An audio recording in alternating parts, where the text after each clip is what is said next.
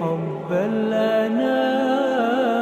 গর্ভবতী নারীর রোজা না রাখার সুযোগ আছে কিনা? গর্ভবতী নারী যদি রোজা রাখার ফলে গর্ভস্থ সন্তান ভয়াবহ কোনো ক্ষতির সম্মুখীন হবে, আল্লাহ না করুন সেরকম আশঙ্কা যদি তৈরি হয়, তাহলে সেক্ষেত্রে তিনি রোজা না রাখার সুযোগ আছে। কিংবা তিনি রোজা রাখলে তার নিজের জীবন হানির আশঙ্কা যদি থাকে, তাহলে সেক্ষেত্রে রোজা না রাখার তার সুযোগ আছে। কিন্তু গর্ভস্থ নারী গর্ভবতী অবস্থায় রোজা রাখলে তার একটু কষ্ট হবে, গর্ভস্থ সন্তানের একটু কষ্ট হতে পারে, এরকম কিছু চিন্তা করে রোজা না রাখার কোনো সুযোগ নেই। রোজাটা এরকম ছেলে খেলা নয় যে সামান্য ঠুনকো অজুহাতে আমরা রোজাটা ছেড়ে দিব, বরং এই অবস্থা রোজা রাখার আপনার চেষ্টা অব্যাহত রাখতে হবে। প্রয়োজনে আপনি সাপ্লিমেন্টারি বিভিন্ন খাবার গ্রহণ করবেন যাতে শরীর আপনার দুর্বল হয়ে না পড়ে।